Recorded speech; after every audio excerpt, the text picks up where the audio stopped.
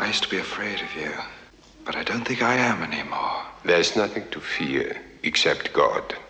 For me, God is a disease. It's the things that make you look at what you thought you saw in a different light. The hole in the Pentagon being too small for a plane. The lawn isn't mussed up. The government's not showing the plane hitting when many cameras photographed it. There's nothing to fear except God. God.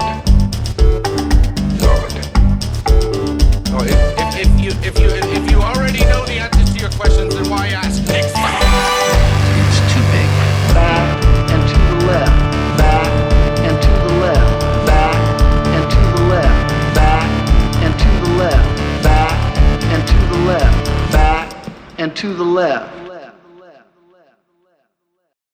What's up, everybody? This is the Have a God's Face podcast. Austin is dead. He was killed by the CIA, unfortunately, when we were trying to record a couple nights ago. But here we are with the JFK episode, which we obviously were always going to do. Unfortunately, that Austin has passed away. But what do you have to say, Eamonn, as far as that goes?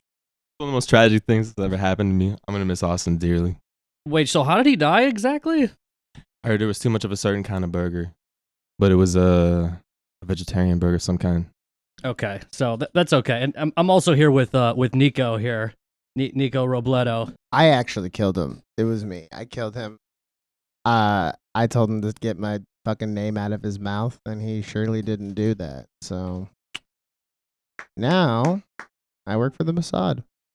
He was kidding about that last part, but yeah. So anyway, we're here today. I'm here today with two special guests, Eamonn and Niko. We have all had a great interest in the JFK assassination over the years, and actually, I mean, it was kind of hard to do the Bush, Oliver Stone like series, Bush, JFK and Nixon series, just with George. But obviously, George is kind of like obsessed with with it as well. But we could have very easily, done it all together. But it's kind of a good spiritual sequel to that, as far as I'm concerned.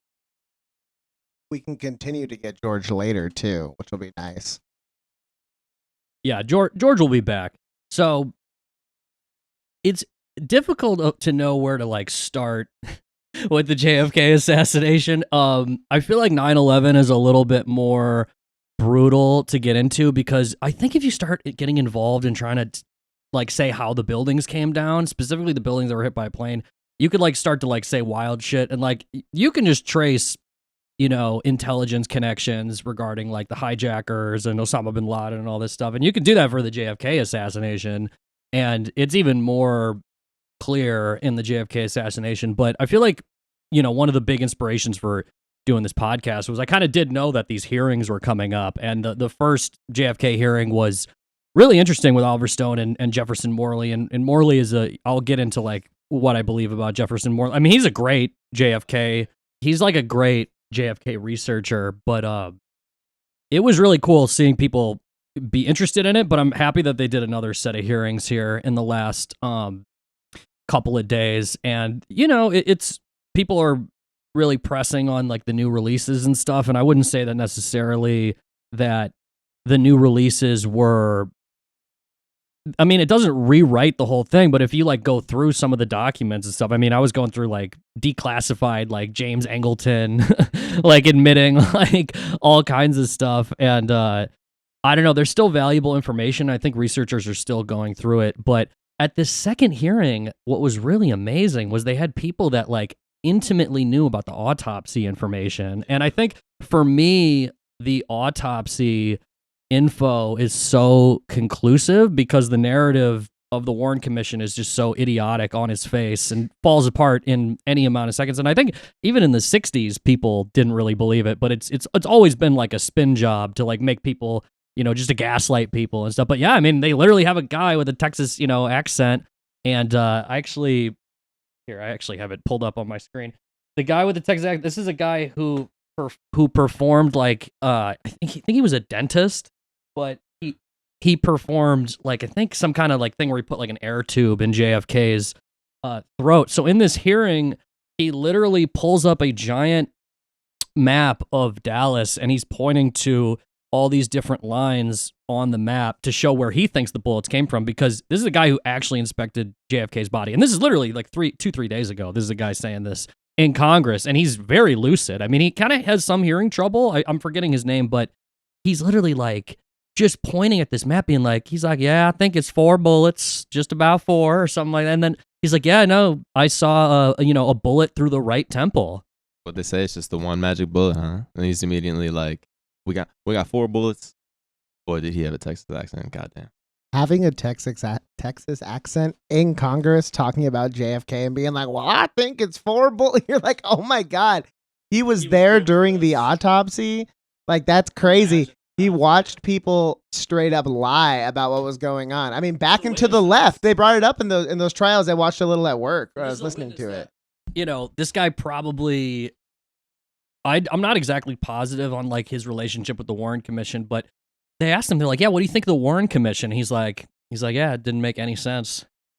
And it's like, bro, this is literally a guy who saw the president's body. And then, oh my God, then basically the second hearing was a lot of people that were in Oliver Stone's film Destiny Betrayed, which is like a 4-hour series on the JFK assassination. And they're all like brilliant people. And a lot of them, there was a guy that was on the church committee, and on the church committee, he said that he was deceived by George Joannides, who is a name that Jefferson Morley is really pushing, because George Joannides, I think it was his station, I think it was the JM Wave station or something, or it might have been, I'm like forgetting the exact name, but they put out like propaganda that the Soviets did it immediately after. And then there's a guy literally in the hearing a couple days ago who's saying that George Joannides literally misled him, and the CIA in the 70s, he misled him intentionally to keep him off the trail of the information of the Kennedy assassination. And then the CIA admitted it.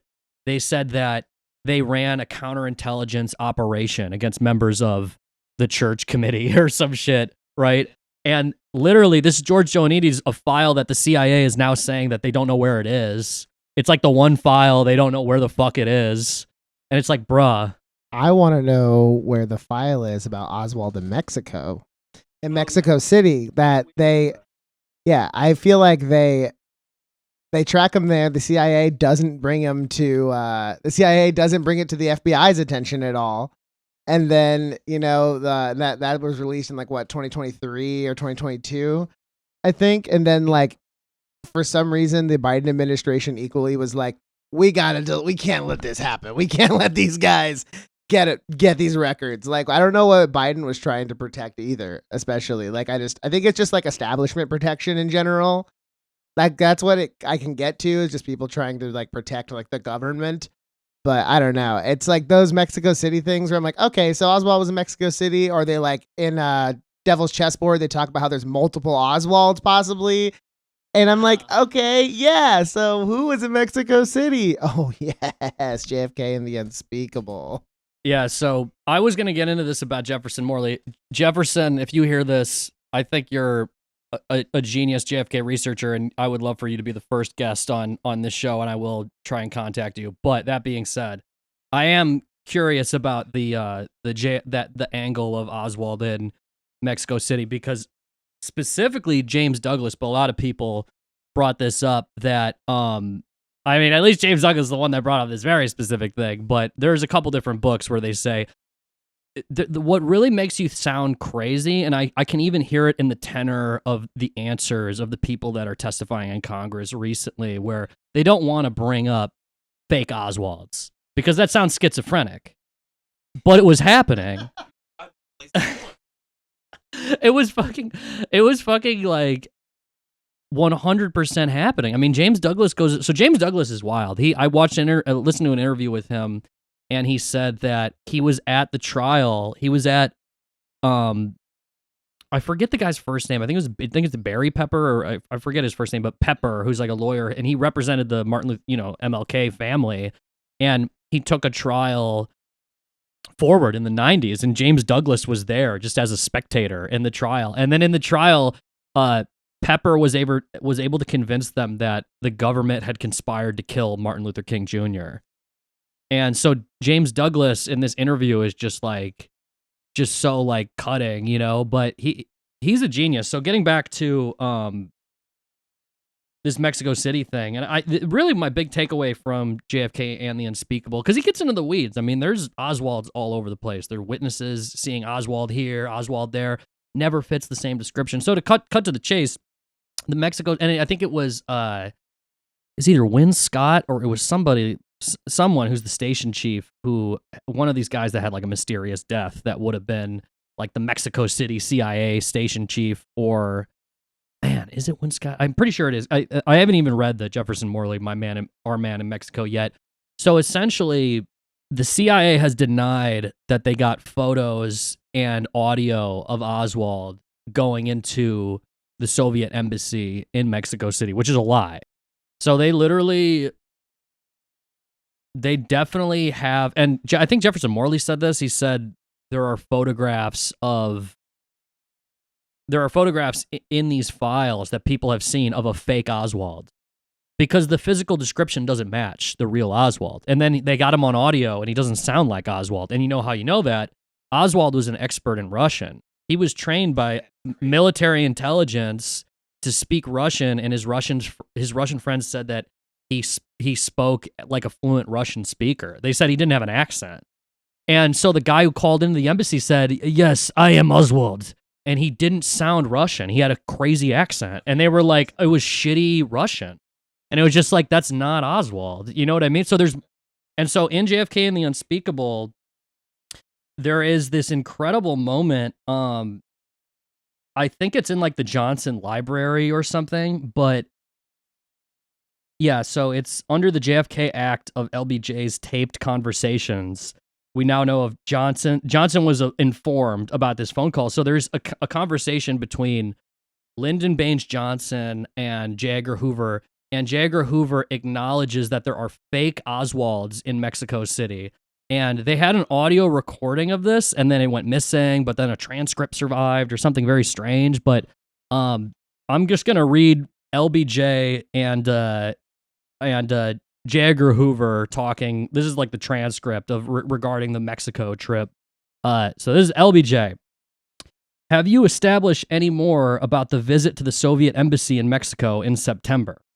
Question mark. And then here's Hoover, and this is a longer answer. No, that's one angle that's very confusing. For this reason, we have up here the tape and the photograph of the man who was at the Soviet embassy using Oswald's name. That picture and the tape do not correspond to this man's voice nor to his appearance. In other words, it appears that there is a second person who was at the Soviet embassy down there. We do have a copy of a letter which was written by Oswald to the Soviet embassy here in Washington, and then it's in brackets, November 9th, 1963 letter that Oswald began by referring to my meetings with Comrade Kostin, is a whole other name, in the embassy of the Soviet Union, Mexico City, Mexico, which was interpreted to mean Kostikov. And then the rest of it goes, now if we can identify this man who was at the Soviet embassy in Mexico City, and then it like trails off. So Douglas is just being like, he's basically just saying, here's a document of the president of the United States being told by the head of the FBI, and they push the lone nut theory real hard. Like, they did not really investigate if that was not true. They just decided this is what's going to give us the least amount of headache as far as like, you know. But no, I mean, what James Douglas believes is that because it's so obvious that it's not Oswald at the Mexico City station, they haven't brought that information forward because it would support the theory that he was a Soviet assassin. So they've buried that information, and they don't even want to acknowledge that there is a fake Oswald down there. So there's like this weird, mysterious thing about this Mexico City trip. But on top of that, Douglas says that they wanted World War III. Like, they wanted to go to war with the Soviets. That was the thing. And then Joanides, who I just brought up, I believe it was Joanides, but it was I'm pretty sure it was like the Miami station. I mean, they were literally like, yeah, Oswald worked for the communists and he was a Soviet assassin. And like, they were trying to get it started, but Douglas is like, no, he was caught on camera and recorded. So no one's going to believe this is Oswald. So they might have just decided to not go ahead with World War III because they didn't think they could convince people this was the real Oswald, which is one of the reasons you don't really hear about this shit. You know, some of Douglas's conclusions are in that regard, I think that's a provocative conclusion. I don't know 100% if I agree with every single detail that he proposes, but I definitely think there's a fake Oswald, and like they admitted that in the hearing.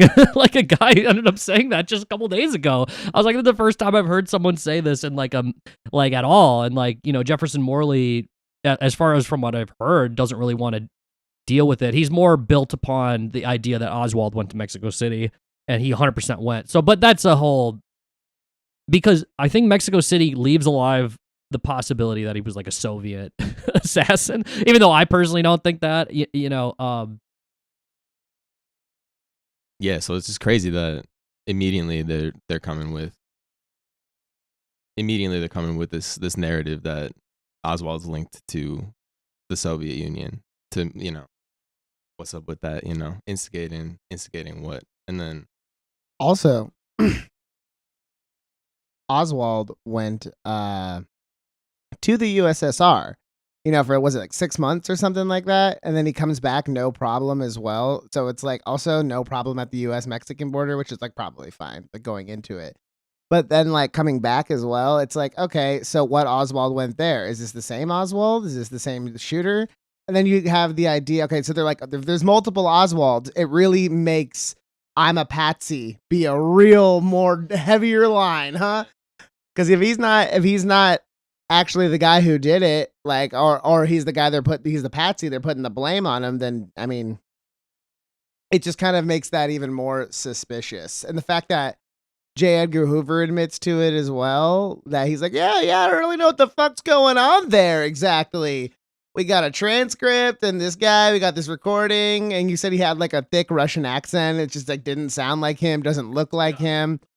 I think a big one for me especially is like, okay, so like if there are multiple Oswalds, then maybe like Oswald is a kind of like a cover for the CIA, or like this like ghost character, this very much not real person that they can blame things on that work well enough. Dude, legit. That's why I love Don DeLillo's book, Libra, which I already gave to George, funny enough, because I had a lot of conversations with George about the JFK assassination and stuff, and he's a diehard Oliver Stone guy. But Libra by Don DeLillo is an unbelievable novel because it's the main character is Lee Harvey Oswald.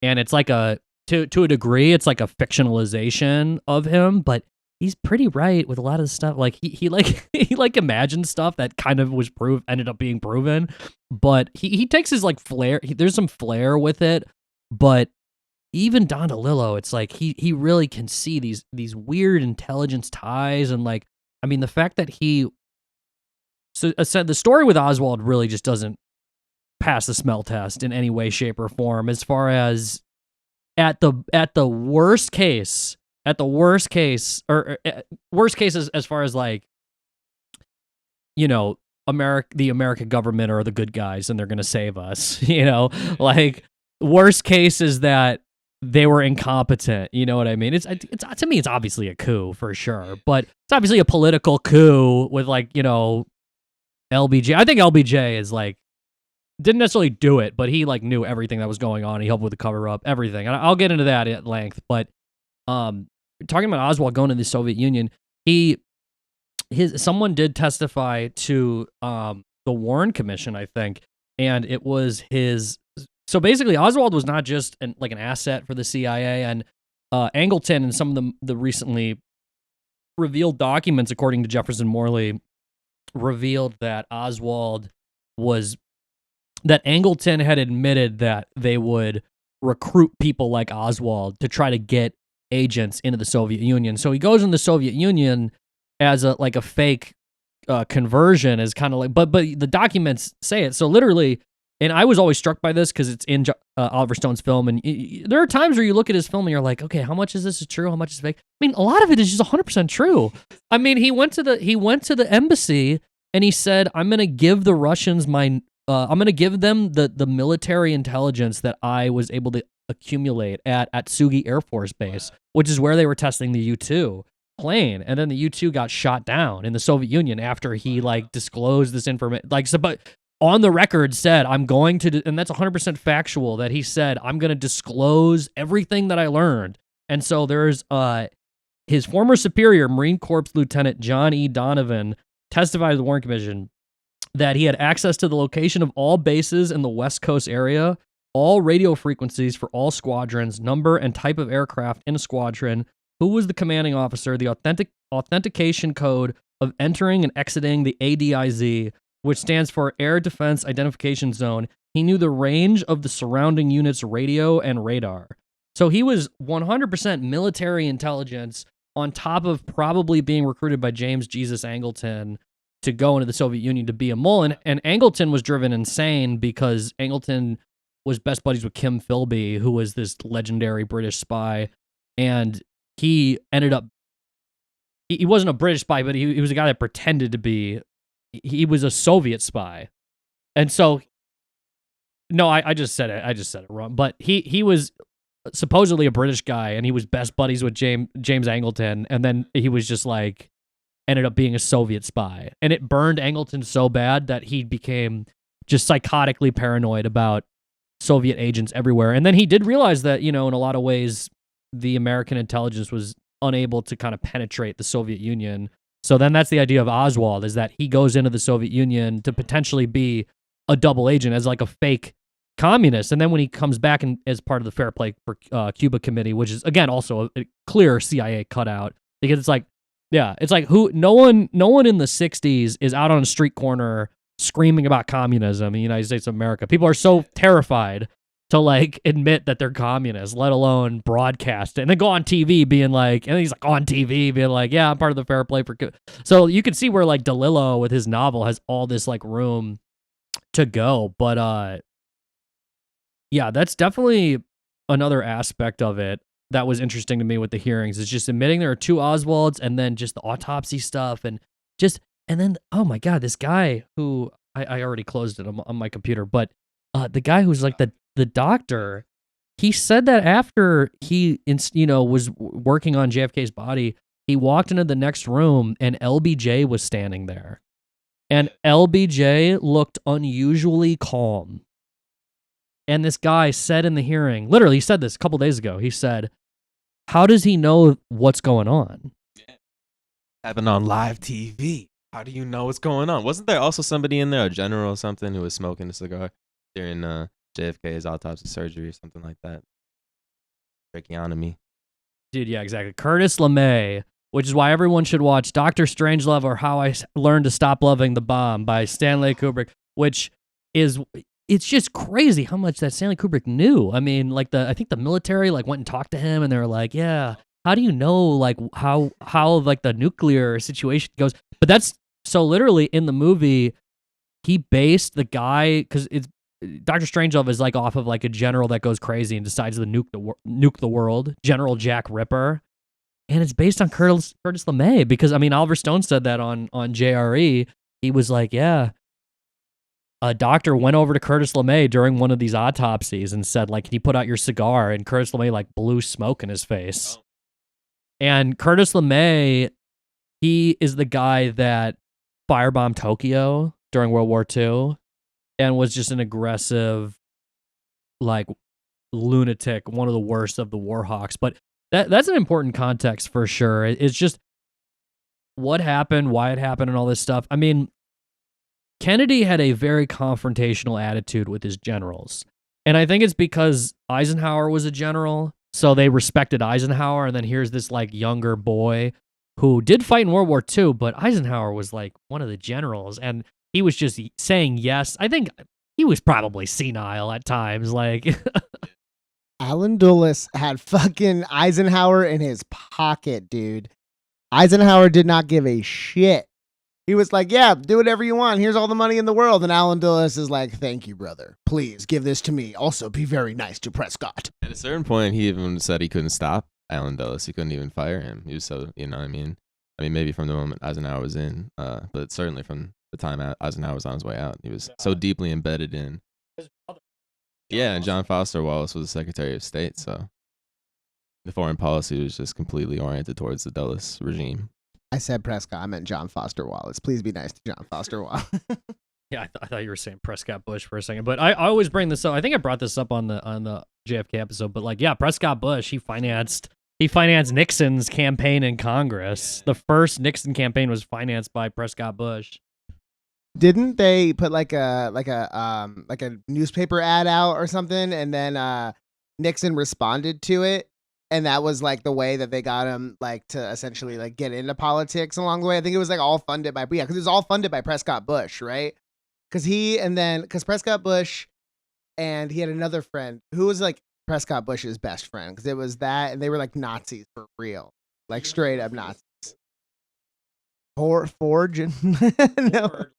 I think Henry Ford, but it was, this name keeps coming up, like Brown and Root were the people that were with LBJ, but no, it was Harriman, right? Was one of the names, and so it was basically Prescott Bush and then Dulles, the Dulles brothers, and then I think Harriman was one of them. But yeah, I mean, Prescott Bush literally had his assets taken away from him during World War II. In like 1942, for the Trading with the Enemies Act, for making money with the Nazis. What's crazy too is that's kind of like that the everything's a rich man's game thing, is like that's how it's always been, right? Like there are these mega rich guys who are actually always trading with the like playing both sides, you know? And I think and then you get Prescott Bush, who's like this foil. And he's like, don't worry, my family's going to fucking run this country. 2 generations. Legit, though, like, there's this whole thing. They call it the business plot. And they went to, and Rogan always brings this up. He's like, yeah, Smedley Butler, that they went to Smedley Butler and they said, go overthrow FDR. Because, again, history is crazy. And no one, like, there's just so many aspects of it that aren't taught, because people just kind of teach history in a very ruthlessly fast way and, like, oversimplified, but there's also just blatant lies, like in how, like, you know, children are taught history. But yeah, so Smedley Butler, one of the people who told Smedley Butler to fucking do a coup on FDR was Prescott Bush. It's like, that's literally one of the guys. And the Dulles brothers, like, they were right wing, and FDR was a left wing, and he was left wing, and he was one, you know, probably the most powerful president in the history of the world. And he 100%, I mean, he served so many terms. Like, the Republicans were like, I don't even, I mean, the right wing in America was like, even though he was the most popular president ever, the right wing was not excited. FDR is like one of the main drivers, especially for like the anti-communist movement in general, like going back to doing FDR shit. Like,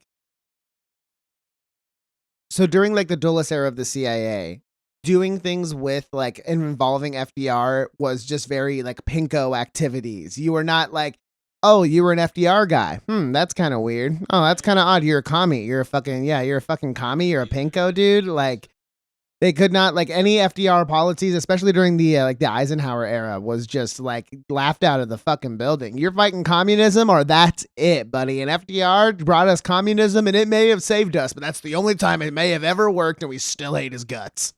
That was just pure facts from Niko. No, legit. I mean, because that's just what happened. Is like FDR was the greatest president the United States has ever seen. He won the most existential war. I mean, of course, it's like any president, like a war criminal and all this stuff. I mean, there's, you know, but it's like the dude like couldn't walk. He was still just a genius speaker. I mean, he looked worse than Biden. Like in the Ken Burns documentary on the Roosevelts, he looks like he doesn't even look. There's no he is a skeleton. It literally is a skeleton. A lot of towards his last term was Eleanor. So Eleanor did a lot of the running of the White House into certain things. I know she made some policies as well. Yeah, that's probably that is probably also true. But I mean, he had polio and shit. Like, he was always banged up with his health. Which an interesting comparison with Kennedy, because Kennedy always had a lot of health problems. And one of the first times I think Allen Dulles met JFK was they walked in and they said in David Talbot's Devil's Chessboard. Dulles walks into the room, and I think Bobby's there as well, and Kennedy and JFK is on his back, and he's getting like a morphine shot because he has like a chronic pain, like injury from like World War II, like fighting and stuff. So that's why like JFK is always kind of like propped up against things for the most part, because it's like all in his lower back, just like absolutely pain.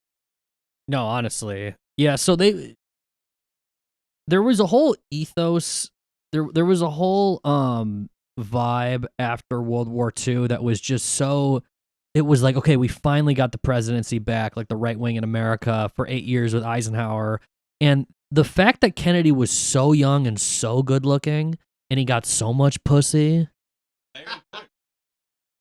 And they were just like, bruh, fuck this guy. And the other thing that really did him in as far as like the mob, but in general, is like, yeah, you know, his dad, his dad was mobbed up, and Bobby just went after the mob in such an aggressive way. So when JFK was killed, Bobby was one of the, and that's, you know, Brothers by David Talbot is just such an incredible book because it just starts with being like, yeah, Bobby, he was literally going to become the president. He was literally going to reopen the investigation on his brother's murder. He did not believe the Warren Commission, but one of the keys for why Bobby and the family didn't question the Warren Commission is because Bobby didn't want to piss off LBJ.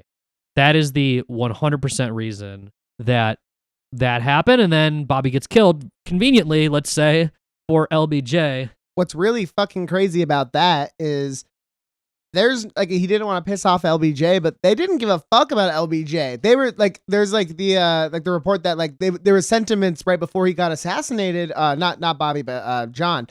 Like when he got assassinated, it's like they were like, oh yeah, we're gonna drop LBJ from the ticket. Like we're gonna completely drop him. And so it's like crazy that he didn't want to like upset LBJ, but then also you kind of realize that like he probably thinks that he's in on it too, and he's fucking ruthless about it. Like I don't want to die. And then, you know, what are you going to do?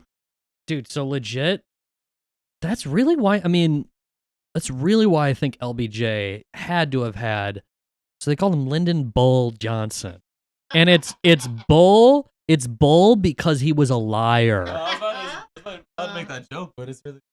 Bro, it was literally Lyndon Bullshit Johnson. It was literally, he was known for stealing elections. He was known for being a liar, and he was like Frank Underwood on steroids. I mean, he'd pull his dick out, like, and like say like argue with people and be like, "Look at my pecker. Doesn't that prove what I'm saying?" I remember like one of the, oh man, I just yelled in that. I remember when I was in maybe I think 8th grade history. We were going through different presidents, and my history teacher specifically pointed out that LBJ would get naked in the pool to have meetings. Like he would swim nude in the White House pool and like have people come over and like talk to him and like, oh yeah, this guy's here to see you. You're like, oh yeah. Yo, yeah, you know the dude. You know, yeah, it's totally fine. Yeah, I know he's a normal guy. He was a modest man who didn't care about power at all. He just liked having a good time, like everybody else involved. Legit. And I know, I mean, my dad is like obsessed with LBJ, and I get it. I mean, he passed the most legislation of any president at that time ever. Like he passed the Civil Rights Act, but Vietnam, it's like people act like Kennedy has anything to do with Vietnam, and I'm just like, guys, 80 people died in Vietnam when Kennedy was the president. 30,000 died with LBJ, and 30,000 died with Nixon. And LBJ got us into... So here's the things that happened under LBJ. Let's just assume, for clarity and just to speak the truth, that he killed John F. Kennedy. So let's say he did that. He becomes the president, and then there are the most riots that have ever happened in the United States. Like in 1967, he's in a phone call saying the government was the weakest that it's ever been, or the most vulnerable, when they marched on the Pentagon with there was a peace protest. I think it was October 20th, 1967, and it was like 100,000 people surrounded the Pentagon. And there's a phone call in the Ken Burns Vietnam series where LBJ says that was LBJ to Eisenhower over the phone. He says that was the most vulnerable the United States government has ever been. So Pepper, who wrote the great book on the assassination of MLK being, obviously the government did it. He says that LBJ looked at MLK as a person that was going to revolutionary take power, because that was 100,000 people that marched on the Pentagon, and they barely could contain it. MLK came out in early 1968, and he said, I'm going to march 500,000 people on Washington, and I'm not going to leave until I get what I want. And, again, MLK is obviously a saint, and he was going to run for president. He also was going to run for president. And so LBJ thought that RFK had a link to the Soviets because it's this Cold War thinking. He thought that RFK is probably buddies with the Soviets or the North Vietnamese, and it doesn't help that Stokely Carmichael. So LBJ thought that MLK was being directed by RFK, and Stokely Carmichael had a meeting with the North Vietnamese government, and they said it was buddies of MLK, and they said that the North Vietnamese, the direct enemy of the U.S. government. And LBJ was ruthless, just like all these fucking lunatics, right? Angleton and Hoover, they're all just so scared about communism because they can't combat it. They just have to fight it like in such an aggressive way. And so he was like, RFK, MLK, they're all trying to like march 500,000 people on like the Capitol. So Pepper is just like, then they use the Phoenix program against the anti-war movement. And then I read Douglas Valentine's book on the Phoenix program, and it says that. It says, and here, this is more about MLK. Well, we could do an MLK podcast as well. But Pepper says that the Phoenix program had basically military intelligence has photos of Martin Luther King Jr.'s assassination. And it disproves the narrative that is pushed that James Earl Ray did it. And they have photos. And Douglas Valentine, in his book on the Phoenix program, he doesn't say it disproved it, but he goes, oh yeah, no, they got photos. There was military intelligence that was tasked with, he said, Douglas Valentine's a lot more forgiving, where he goes, oh, they were tasked with like surveillance, but it's like Phoenix was all about like kidnapping people and assassination and like psychological warfare and like cutting people into pieces and like terrorizing families and shit. And Douglas Valentine is just like, oh no, they were just watching MLK. But then like Pepper, I think he talked to someone that like was on the team or something, and the guy is just like, he's like, yeah, we thought we were gonna be told like, yeah, shoot him in the head. We were an assassination team. Like that's in the Pepper book. But Valentine is just like, oh no, but they got photos. But that's two different sources saying that there are photos of Martin Luther King's assassination. And Douglas Valentine, his book, The Phoenix Program, he doesn't quite want to go into the MLK stuff, but but that's LBJ. So that's LBJ era shit. So there's the most riots we've ever experienced are under LBJ. The Summer of Love and like all kinds of crazy shit. Like and then you get, in 1968, Martin Luther King Jr. gets assassinated. Bobby Kennedy gets assassinated. And he was always his greatest rival. It was Bobby Kennedy who pushed to get LBJ thrown out as the vice president. And LBJ knew that. LBJ knew that Bobby tried to throw him out as the VP. And to his dying day, LBJ physically and mentally deteriorated so aggressively after he was president. And he always dealt with depression, but he very clearly seemed to deal with it more after he became the president, which you could say Vietnam, like, Gulf of Tonkin, complete lie. And there's a lot on his conscience. So the Gulf of Tonkin lie, maybe he killed the MLK, maybe he killed RFK. And then I'm watching a fucking podcast with a dude who's talking about the moon landing being fake, Bart Sibrel, and he says that the footage that you show, and again, who even knows if this is true? But it sounds true to me. I don't know. He said that the footage of the moon landing was shot when LBJ was the president. And the USS Liberty got attacked by the Israelis when LBJ was the president. So there's two different like false flag attempts, and then maybe he faked the moon landing and he killed RFK and MLK. It's all when he's the president. He was a modest guy that like swimming in the pool naked and doing normal stuff that high society allows you to do. He's a quirky guy. We gotta appreciate the quirksters. LBJ was the first quirked up white boy president. Honestly, LBJ, yeah, damn it, you've never put it in that context with us before, and I think that's really funny. Like, yeah, all these things really did happen when he was president, huh? That's kind of, okay, yeah. It's a lot. Yeah, it's a lot. When it comes to the moon landing, I truly just I need it to be real, because I just like my sci-fi ass cannot handle that we didn't at least get to the moon in the 60s. You know what I mean? If my car can be electric and we didn't go to the moon, I don't understand. You know, it makes me really sad to think that they faked it for fucking clout with the Soviets. I'm like, at that point, just fucking nuke the moon like you were gonna. They planned on nuking the moon. The Defense Department planned and had a drawn-up plan about nuking the moon to show the Soviets that, like, no, we got the nukes, man. It's crazy. But then everyone was like, no, you're gonna fuck up the tides so bad that we're gonna like have massive flooding on Earth.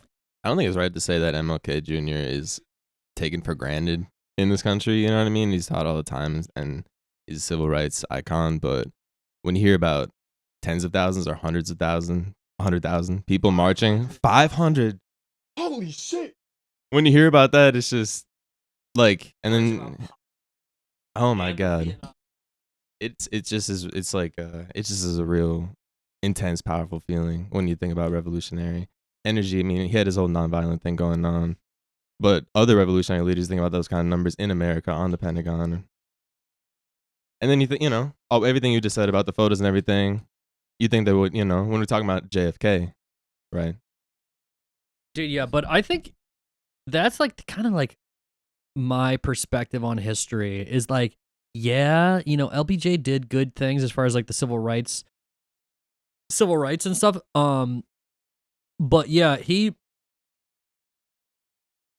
definitely oversaw the craziest period in American politics, and like we're kind of saying, it's undenied that he's a lunatic, and also he was known for kind of like strong-arming people and stuff, but it does spin into the next thing. I mean, the JFK assassination obviously ends up in 1967, 1968. Like, that seems to be one of the causes of all this like unrest, and the fact that MLK specifically took a point of view against the Vietnam War, and that's kind of what Pepper says in his book, because he was friends with MLK, is like one of the reasons he's so passionate that James Earl Ray didn't do it.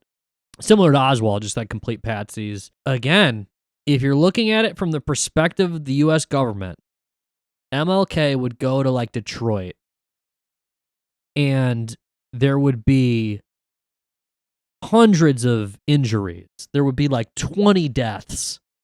Or 30 or something. LBJ would like send in like the paratroopers. He'd like send in like the National Guard to stop a riot. And MLK was just like, yeah, I'm all about nonviolence, but every single place he walked was destroyed.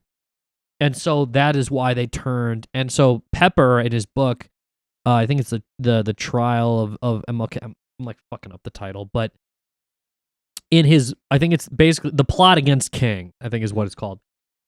He lays out the chronology in like 67, 68, and literally, I mean, it's like, it's 100% documented fact that members of the Phoenix program were in Memphis when MLK was killed.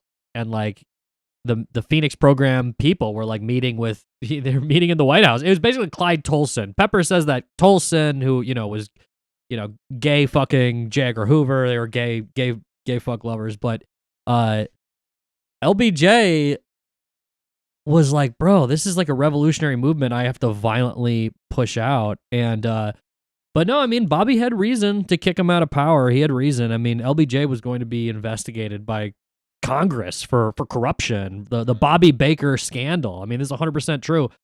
LBJ was going to be replaced as the VP. He was never supposed to be the VP, in I think it is the plot. It was the LBJ, the mastermind of the Kennedy assassination.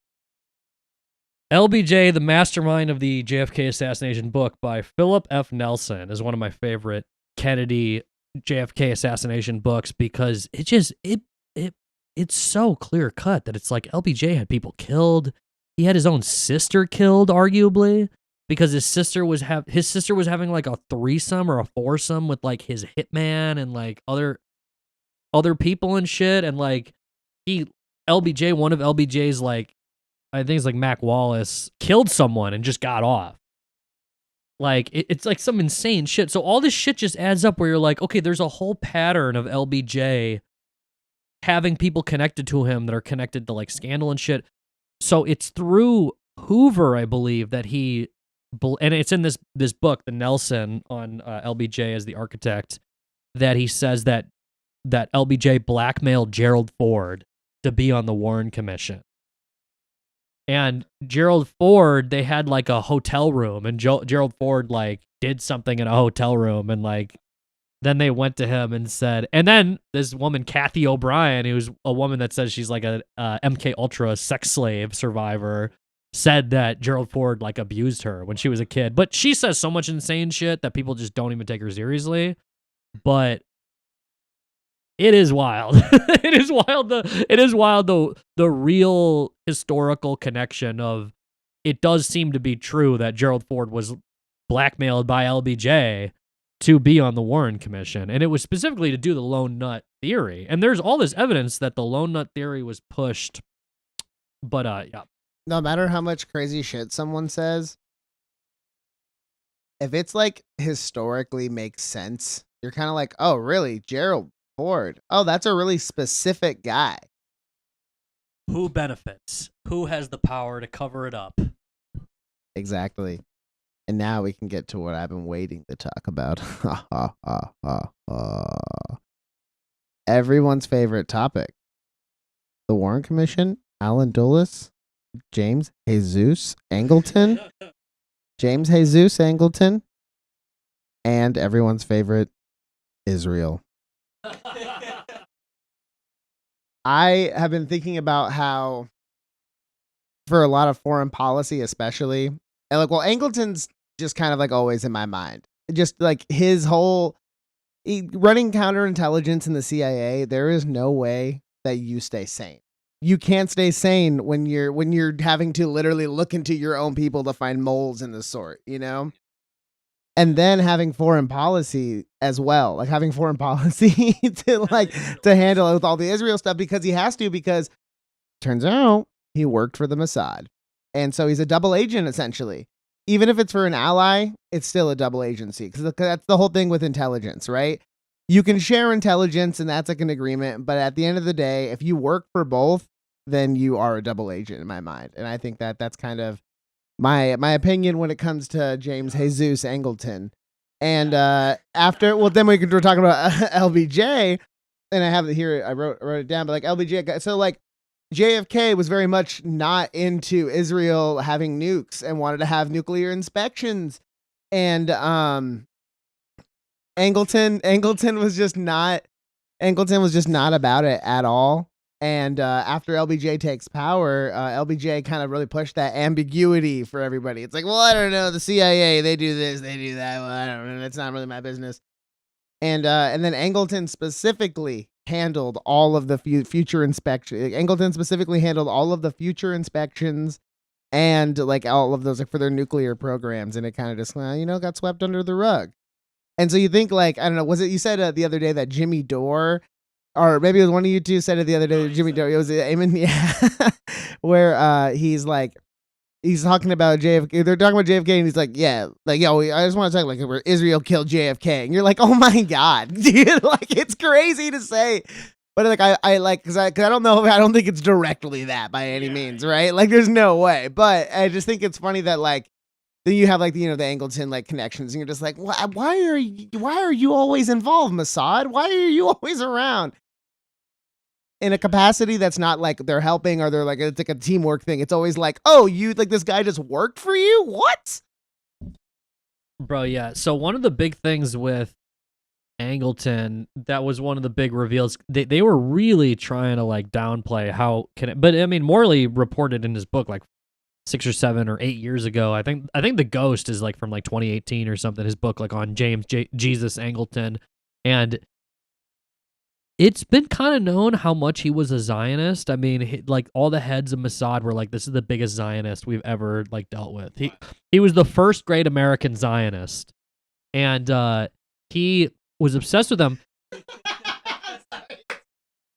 Yeah. No, he was the first. He was the first guy to have a real love for because I think he just thought the Mossad was like really. They were just great at intelligence. Like I think he had like that level with it. But in this unredacted testimony he gave to the House Select Committee on Assassinations, I think in 1976, 1977, something like that, and it was like 112-page like testimony, and I think 40 pages were redacted since it happened.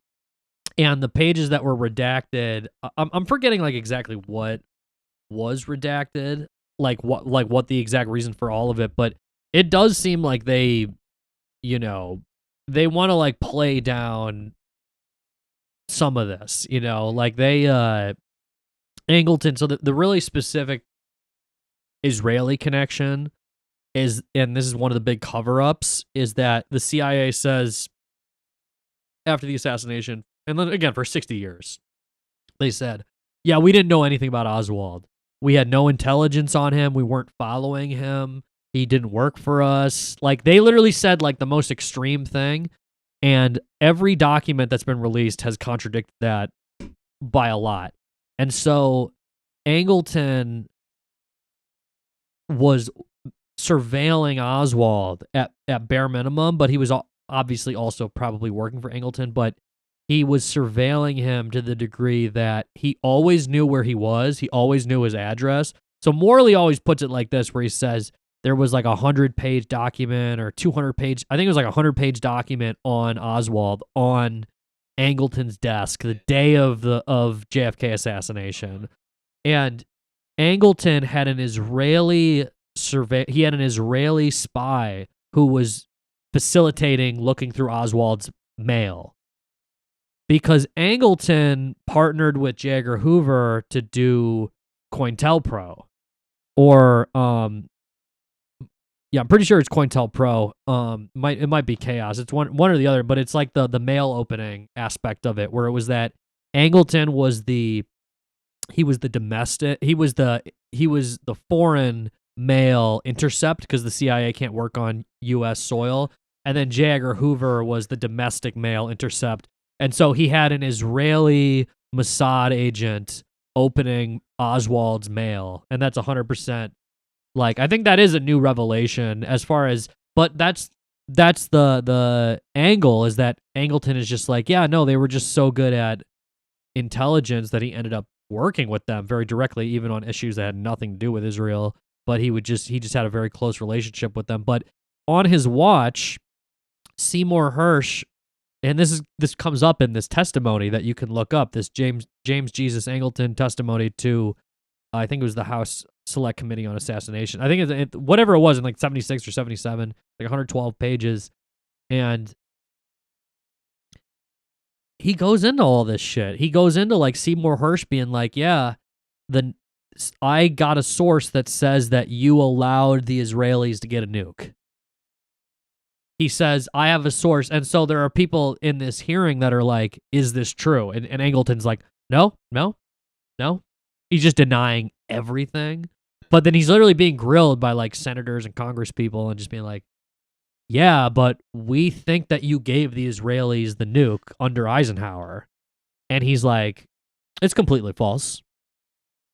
But it's like, how do they have a nuke though? You were the head of the Israeli desk at the same time that they got a nuke. And then we're tying this in with JFK, where he 100% didn't want them to have a nuke, which again, a lot of writers I haven't even read it in a book, like some of this information regarding the Israelis. But it is true. I mean, I don't think that they did it. I genuinely think that the generals had a better relationship with LBJ, and LBJ is one of the most cutthroat people in the history of our country, and I think it was still, domestic. And that's what Bobby Kennedy and Jacqueline Kennedy told the Soviet Union also. Georgy Bolshakov, who, RFK Jr. has brought up. And this is, again, it's all true. This is in David Talbot's Brothers, where they literally send the ambassador to Russia. I think it's Georgy Bolshakov. And they go, yeah, tell them that we think it was a domestic coup. So that the Soviets know that we're not looking at them. And so then when they bring it up in the hearings the other day of these William Manchester interviews, and that's what's so interesting about this LBJ book on he was the one who killed Kennedy. This William Manchester biography, he was supposed to write the first book on the assassination, and Jacqueline and Rob and Bobby were so furious over the book that they showed him that they sued him, and they said, you can't publish this. And they made him write a different book, and then they took his notes on the interviews and stuff that he did with Jackie and Bobby, and they're not going to be revealed to the public until 2067 or something. And it's just, and so in this book from Nelson on LBJ killed JFK, he says, I forget what his justification is, but he says that he heard that RFK or that JFK and LBJ got into an argument the day of the assassination, and in the morning before they did the motorcade, and some of the details might have had to do with that. At a certain point, LBJ wanted Ralph Yarborough and Connolly to trade places in the motorcade because Connolly ended up getting shot, and he was good friends with LBJ. Yeah, and LBJ handled all the shit with the motorcade. I mean, he wanted less Secret Service on the sides of the cars and shit. He planned the route. It seemed. I mean, it's in Texas. He's from Texas. It happened in Texas. What the fuck? It happened in Texas, and the shooting happened from the grassy knoll. I don't even want to talk about the Zapruder film. Everyone's heard about the fucking Zapruder film, all right? Back into the fucking left. Oh, you got shit about the Zapruder film? All right, never mind. I'm in. You got me. All right. Okay, you got me. No, I just it came from the grassy knoll back into the left. It's really not that hard to see, and I think that pushing any other idea is just because the Warren Commission wasn't about the truth. The Warren Commission was about trying to stabilize the country because the fucking president just got assassinated, for the second time. So it's okay, I see. I get why evil people would want to do this because they got to maintain power and control. But at the same time, it's just any single person can look at that and be like, oh no, he got shot from the front. Or just there is no way that Oswald could get those bullets off. And then you have the magic bullet theory. And it's just if you know anything about physics whatsoever, that's just not how any of that works. So it just, I don't know. It's there's just so much shit where it's they hated JFK and they thought he was a pinko and he was hard, soft on communism or whatever. And there's a lot of disrespect around JFK, especially in the establishment, especially in the right, the people who are on the right. But I don't know, man. The Zapruder film is just, it shows you. It's right there, back into the left. What do you want? Bro, legit. It just seems. Again, you can take some turns with high impact events where you get lost in the weeds. But someone did, this guy who's talking about the autopsy and the shit. He's yeah, the Zapruder film, and he was saying that it was edited, before it was released. But at the same time, in the 1960s, it's pretty clear that the back into the left thing is you can't edit that out, but. In the you brought up the everything is a rich man's trick. I think they might have been right about one specific thing because they're that whole documentary is amazing. There's some great all kinds of shit that pop up.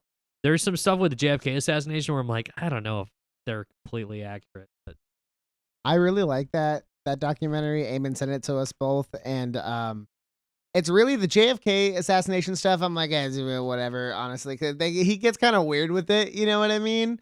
But I do really like everything leading up, like, 'cause it really does start like before like the 19th century really starts. You know what I mean? And it's really about like U.S. Steel and like everything going on there, and like the Rockefellers and like J.P. Morgan and all that shit. Like it's really about like these oligarchs, these crazy guys that like actually control the industry. And I think that's what makes it crazy with like Teddy Roosevelt, right? Like, and all that shit, where he's just very much like on it.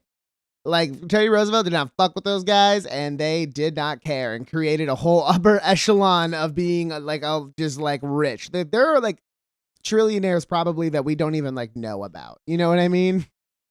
so honestly, what's kind of confusing, I don't like getting into the weeds with some of this stuff because it gets really confusing, but a guy just testified in Congress and he said that the Zapruder film was manipulated as far as it was edited by like the CIA.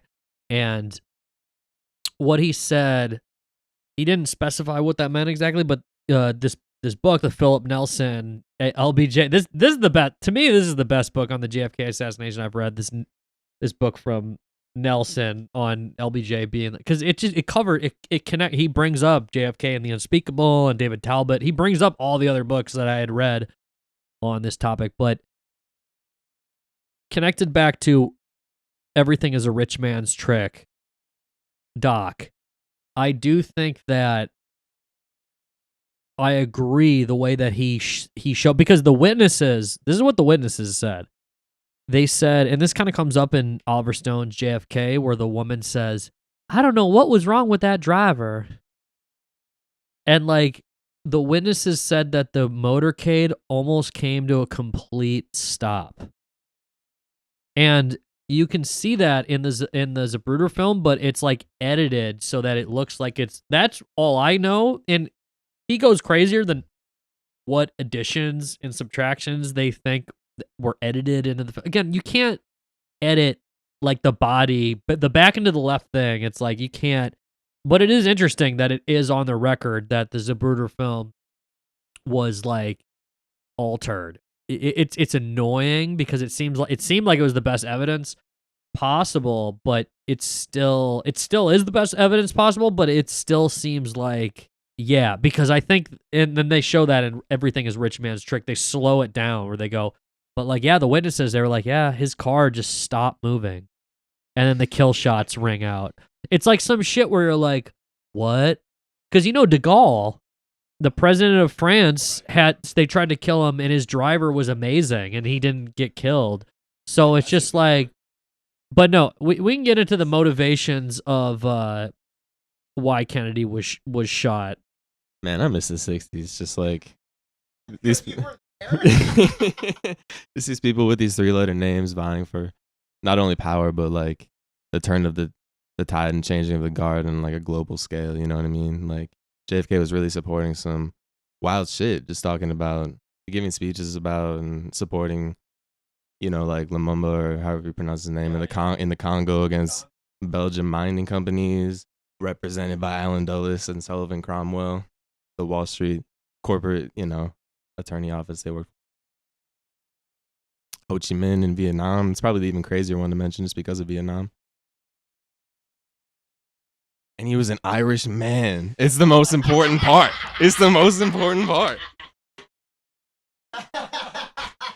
But oh, Castro. Thank you for saying Catholic. It reminded me of Castro just because it sounds similar. Yeah, it's another thing too. You know what I mean? So all of these things, and they all tie back to, if not Dulles, but certainly the Dulleses. It ties back to this, like the industrialists in this corporate era. The mob, just all of this was just busted down, and that definitely instigated a lot of these reasons, to get rid of JFK. And it wasn't necessarily trying to turn to communism. It's just like, truly could have been a change in the guard in some wild, different way. But who's to say? Alan Dulles is to say. He is the man. He's the guy. He'll tell you. Alan Dulles is truly, man, you said his name and I'm like, wow. We were reading Devil's Chessboard was just it was a huge moment for me. I really was like, oh, this all makes sense now. These things I've heard about. This is the guy for that. We can talk about everyone's favorite. You said Castro, Bay of Pigs. I mean, I think that like Dulles was not, I feel like, directly involved with the machinations that needed to like conspire to get JFK killed. I think Dulles was kind of there for everything afterwards, which has kind of always been his specialty, especially with the Bay of Pigs, right? He went to Puerto Rico while the Bay of Pigs was happening. And so when he came back, if it went to be a shit show, it was supposed to be like, oh, and the adults are here and we're going to clean up everything. I think that's what David Talbot said in his book and in Devil's Chessboard. And like, yeah, it was a fucking shit show. And then he gets fired. Like, imagine Alan Dulles, the spy master, getting fired. Speaking of Alan Dulles, I think this is just a really funny bit from David Talbot's book that has always stuck with me. He, while in a station, like, on doing something on official business for the CIA, his wife came with him. What was his wife's name? Clover. Yes, Clover Dulles. Clover comes with him, and he's like, oh, I can't go to this thing. I don't have any clean underwear. And she goes into his like drawer or whatever, and she pulls it out, and there's a bunch of pairs of underwear, and they're all just crusted with like semen. It's like super gross. It's so fucked up that she finds that, and he's like, I can't go out, Clover. I don't have any clean underwear. Like, no, Clover, no. Like, I don't know. Alan Dulles is a crazy guy because like he's on the Warren Commission. Like, why the fuck is he on the Warren Commission if it isn't already there? Gerald Ford's on the fucking Warren Commission, and like and then Dulles and Angleton, have a relationship and a history already, right? And then Angleton is, handling all these files afterwards. Like, why is he handling these files in the 70s? Like, and then he gets rid of them. He burns most of them. Like, it's just kind of like, oh my God. But yeah, Alan Dulles is a crazy character because, John Foster as well being a part of the State Department and everything. And it's just like this combo. It's like the evil. It's the evil JFK and RFK. You know what I mean? It's like it's the fascist ones. But like, yeah, like Alan Dulles is very much that like old guard, very much the anti-communist. Like, that's the whole thing, is like, no fucking commies, to the point where they were like CIA and like United States funding and like a lot of like, just private funding too, like giving money to Hitler before, World War II. Like, the United States was giving money to this dude, because we fuck with fascism. It's not communism. Yeah. Dude, legit. And that's why I do fuck with like the overall thesis of everything is a rich man's trick, like we're kind of talking about, because the overall thesis is that like Nazism was in vogue, Yeah, like up absolutely. until like the war, and like legit Dulles was one of these people that was like really good, good buddies with like people that were supporting it. And everything is a rich man's trick. It's just like, yeah, the British royalty was they were German, like they had German ancestry, and they had like this connection of like people didn't really know which way it was going to break initially. So it's definitely controversial to bring up some of it as far as how much like the British elite, or like Alan Dulles was like siding with the Nazis. But connected to what Niko was saying, like Alan Dulles was like sneaking Nazis out of like like occupied, and he was like he was legit like a spy master in World War II. Like, he was in Switzerland, and he was just controlling his like whole spy network and stuff. But he would like, he would smuggle Nazis out, and then he would make them like, he made like a guy the head of like the Western German intelligence, like the head, and it was like a Nazi he had helped get out. So he has a whole history of just smuggling Nazis out, which is antithetical to JFK. But Operation Sunrise, was it? Operation Sunrise, the some I think his name was Wolf something. He was like this really striking. Yeah, always like written about as like the strike, all like German looking dude. And was there not like a movie that was even made about this too? I don't know, but it was a crazy iconic escape. That was definitely orchestrated by. That was definitely orchestrated by director Dulles.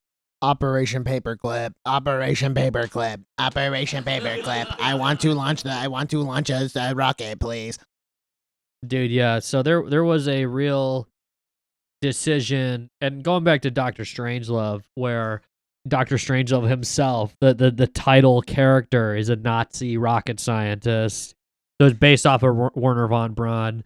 And so Kubrick knew, I mean, a lot of people knew for sure what was going on in the U.S. government, but, you know, we were complicit in bringing over all these different people. And it's like, you know, Bert Sabrell, who says that the moon landing is fake, he said that Werner von Braun said we could, like, never go to the moon or something like that. And then Werner von Braun also said, let's, like, fake an alien invasion, like, to get power.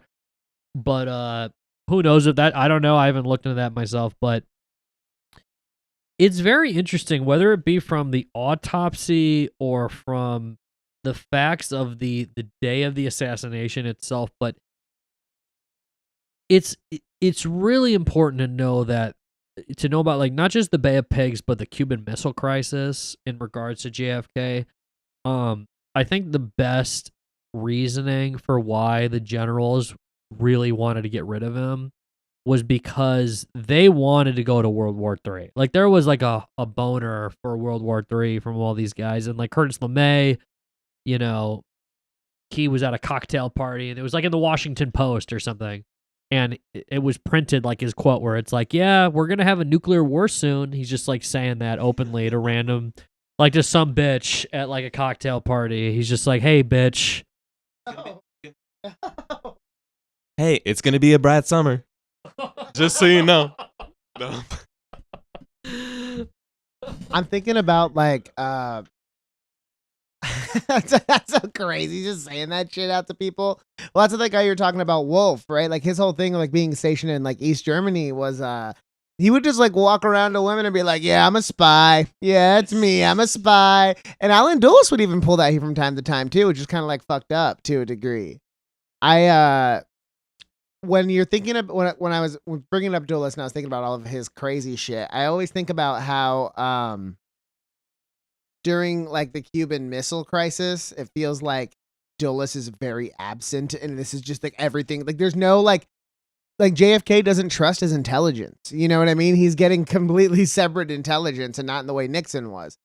It's like he really truly was like, I need to handle this one on my own because fucking the CIA has ruined so much fucking shit for me. And it's like any of those Dulles policies or the CIA or any of the company during that was not having it. You know what I mean? Like, they were like, there was no involvement whatsoever. Because even, like, after Dulles was fired by JFK, he was still running the CIA, like, in shadow. You know what I mean? Like, out there in Langley.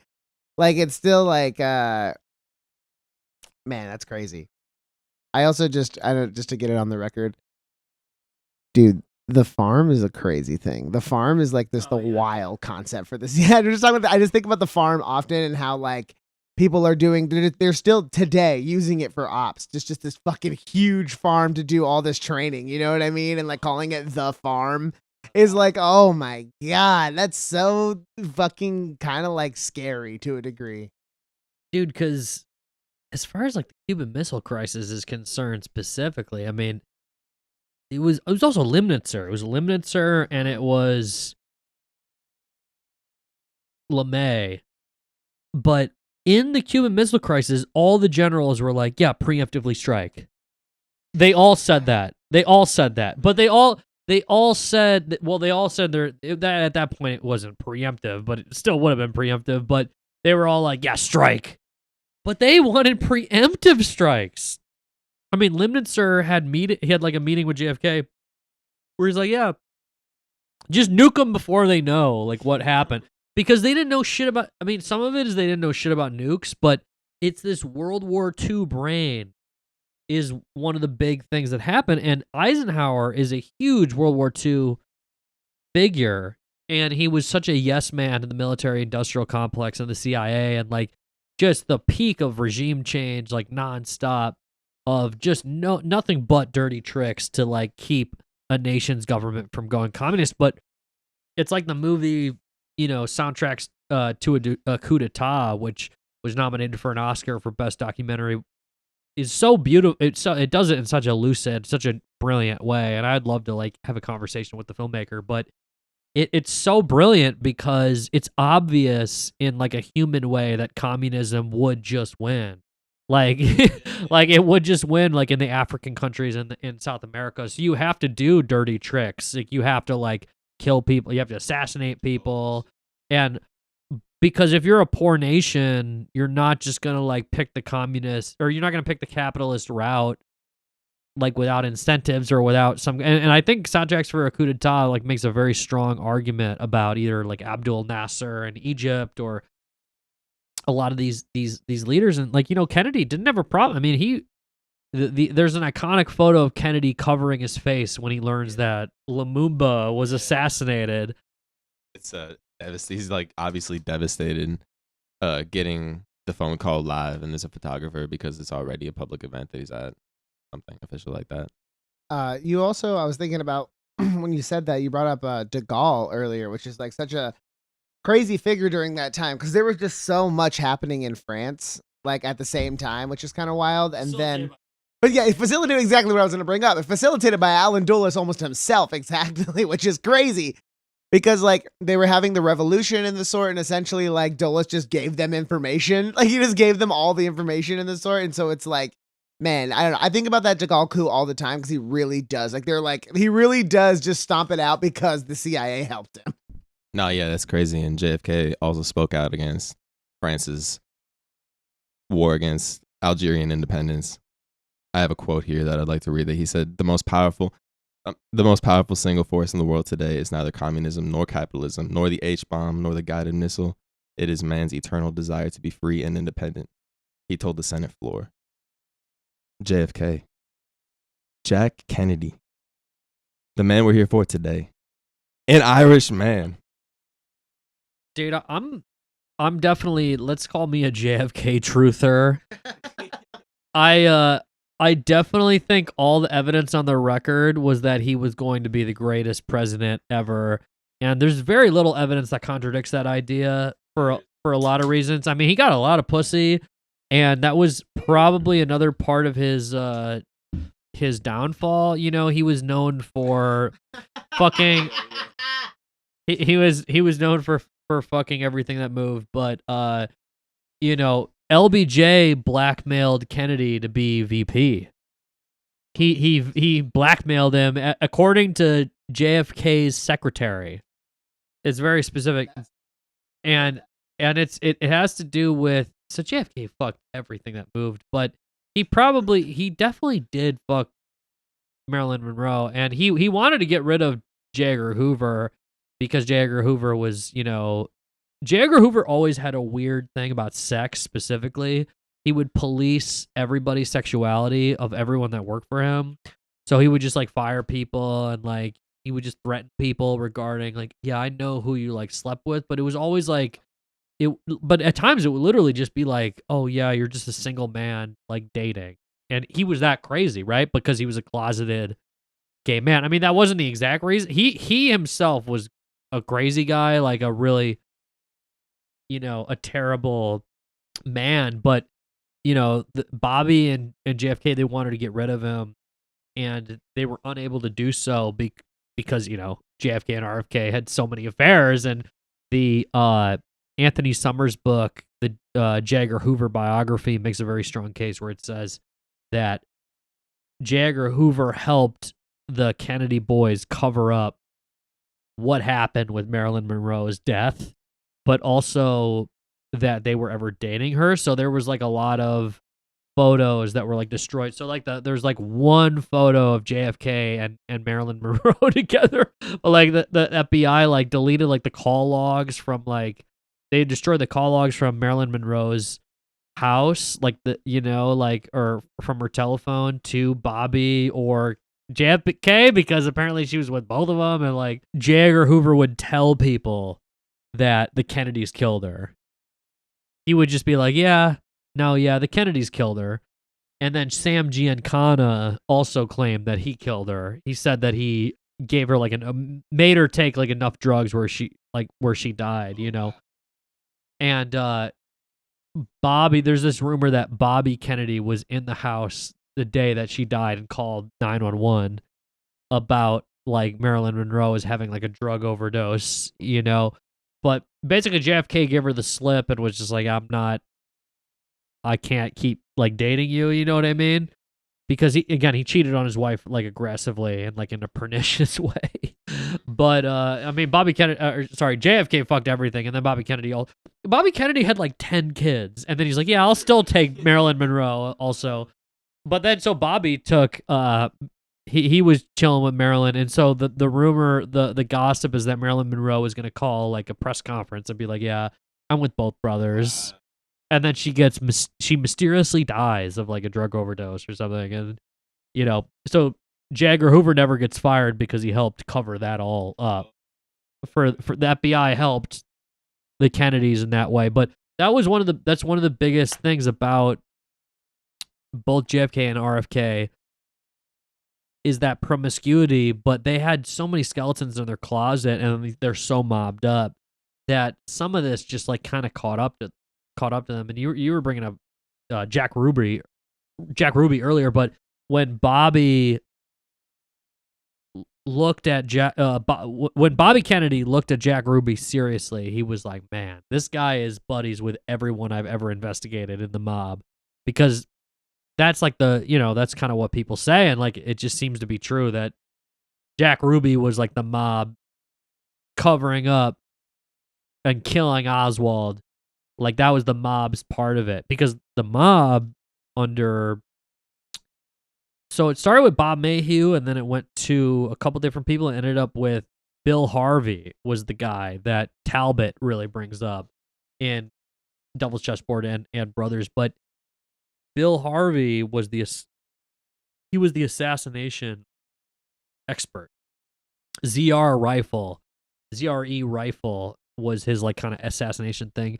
And he was assigned to like Italy, but then Talbot keeps bringing it up, being like, yeah, he just mysteriously kept coming back to America for no reason, supposedly, but he's like probably involving himself in like this assassination. And, Harvey's like one of these other guys, he's like a rabid anti-communist. Like that's the real through line, is like this crazy, paranoia with communism. But Bill Harvey was fired by Bobby Kennedy during the Cuban Missile Crisis. Bill Harvey was sending people to like go into like Cuba and run like counterintelligence, like terrorists, like they would like bomb or some shit. Like they were doing like really aggressive. And he was like, yeah, during the height of the Cuban Missile Crisis, he's like trying to still disrupt Cuba, and Bobby like fired him. So Bill Harvey is definitely very complicit. Like, I don't know. It seems very likely that he hated the Kennedys as well. And I think a lot of that, like with the mob, there's also the other, like the third group. You have like the establishment, you have the mob, and then you have the Cuban exiles, right? And then you have all those guys from, well, because like in the Oliver Stone film, like it's like it takes place in like New Orleans for the most part, right? Like they're really figuring out, like they're fighting all these different mob guys, and they're trying to figure out what's going on. And then and then you think about, this is something that we were talking about Oswald earlier, and just kind of like his whole character. But I think it's so crazy that like he's out there handing out communist propaganda, and then they find him handing out anti-communist propaganda, and it's just like it's almost like they make him directly ambiguous. You know what I mean? It proves more to me that this Oswald character is more of like a ghost guy. Like, you know what I mean? Like maybe he's the original, then he ended up dying because that's his true purpose. But like the one in Mexico and all these, and like a couple others, just like, I don't know. There's that there to it all. I think about that handing out, because handing out propaganda is a lot. Handing out, like, that is such a, like, it takes an action, it takes a supplier, it takes like all these things you have to do. Somebody has to design the flyer, and now he has it for both, and he's in both, and it's like the mob guys are like, well, I fucking saw him over here, what the hell is all this? And it's like they're like losing their minds on him. And Jack Ruby was not a good American who did the right thing. That's all I'm going to say about that. He was not a good American who did the right thing at all. He was absolutely covering the CIA's tracks, or maybe the mob's tracks. Because they talk about the grassy knoll, And I know we brought up that Everything's a Rich Man's Trick documentary, which gets crazy with the shooter. Like, oh, it could be up to like 7 shooters. Yeah, something nuts. But like, there are like witnesses that say that they see people run. They saw a guy running from the grassy knoll and like through the train yard and everything back through over there. And you're just like, yeah, that makes the most fucking sense. Like, I don't know. Like, there's no other. We don't look at other murders and be like, oh yeah, we do all that. You know what I mean? It's just like. It's very obvious on its face, and everything else that came after it was like trying to preserve the nation, is what it feels like. More facts, for sure. Like, there are just so many witnesses. And the Oliver Stone Destiny Betrayed doc really gets into it a lot, because a lot of it has to do with a lot of, it's firsthand stuff. It's like when. And again, I mean, there's a lot of evidence that the FBI and the Warren Commission. So the FBI provided 80% of the evidence that the Warren Commission was looking at.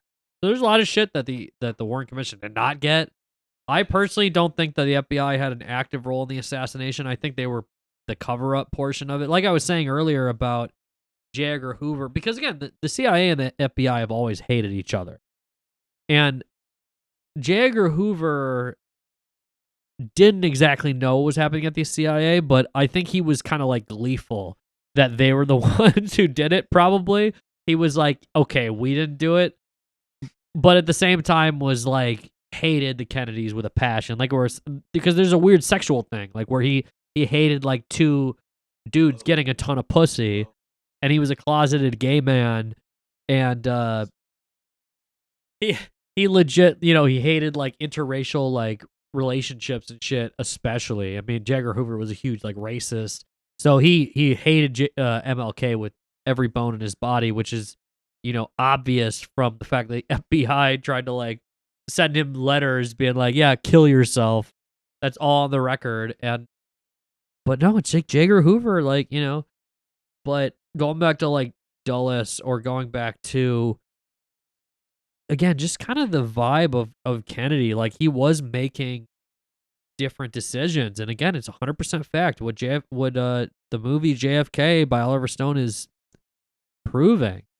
National Security Memorandum 263, pull out all troops from Vietnam by like 1965. Like, it's like on the books that Kennedy, it's 100% historical fact. He was gonna do it. He was going to send inspectors in a Dimona for the Israeli nuclear test, and he was going to pull out all troops from Vietnam. And Vietnam just seemed like a line in the sand for Limnitzer and for Curtis LeMay, as far as this communism will spread theory. So I think they're the real intellectual authors, but I think LBJ had the most to gain by like a lot. He was so corrupt. He was about to be investigated in Congress, and Bobby Baker went to prison, who was again, like I was saying with Gerald Ford, I think he was either through the FBI, but it might have been through Bobby Baker. Like, I think LBJ was like legit just doing like the Epstein thing on other people with Bobby Baker. Like, they were throwing like parties with like people, and then Billy Sol Estes is another one, but. So Mac Wallace, there was he was the guy who like almost went to prison. He like didn't go to prison even though he committed murder, in the 50s. And he like, there was like later a sheriff that found like a fingerprint from him, like in the Texas School Book Depository. But a guy just testified in Congress, like we're getting into the weeds on like what people are saying in Congress. A guy just said, he was like, yeah, the FBI tested Oswald a paraffin test if he fired a rifle the day of the assassination, and they said he did not fire a rifle. So it's like there's just overwhelming evidence that Oswald had nothing to do with it. And I think I cut myself off a while ago in regards to JFK Destiny Betrayed, the Oliver Stone series. The witnesses who were there said they didn't see Oswald run down the stairs. And it comes up in JFK as well, in the film Oliver Stone's JFK, because it shows the women going down the stairs. And there were 2 women. There were 2 different people that would have seen him running down the stairs after the assassination, because they both confirmed he was in like the lunchroom. Because it was the building he worked in, which he either got that job through like George de Mohrenschildt, who also was a hardcore CIA like asset, hardcore CIA agent. George de Mohrenschildt, the white Russian who Oswald befriended like in Dallas and like Louisiana and stuff. But there are these two women witnesses that are like, yeah, we didn't see him running down the stairs, and the Warren Commission acted like, oh yeah, obviously he just ran down the stairs in like 5 seconds after the assassination. Like, oh yeah, he obviously, and then he also didn't look winded, which is what you see in the Oliver Stone film with like the reenactments with like Gary Oldman, you know?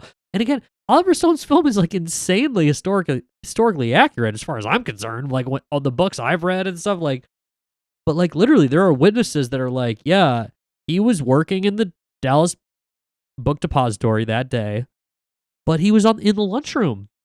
He was in the lunchroom having his lunch like a minute after the assassination, or like 2 minutes, whatever the number. I don't know the exact like in this split second, but it lays it out. Oliver Stone really lays it out where you're like, man, you have witnesses saying that he was just in the lunchroom halfway through his lunch during the assassination, and then the whole assumption is like, yeah, he probably just sprinted down and like pretended like he like, I don't know if he I mean, it's possible. Jefferson Morley said this, where he said Oswald was not the intellectual author, and he cannot confirm if he even fired a rifle that day.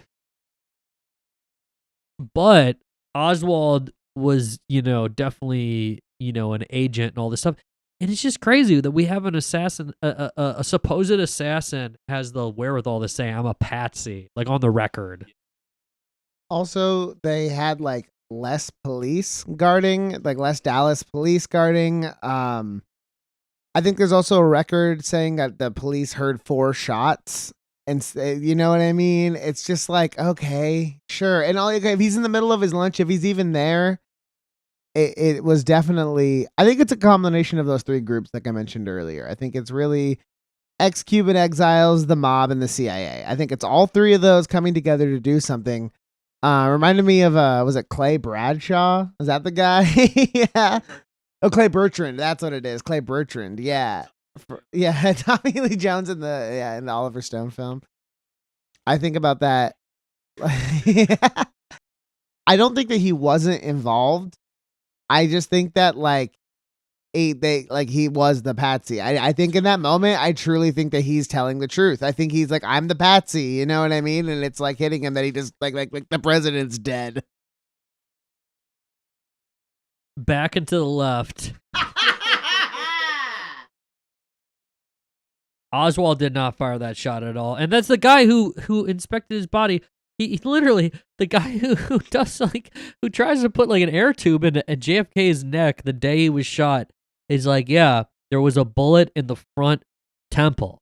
The autopsy information, the people that were the witnesses, it's just the Warren Commission that disagreed with any of this.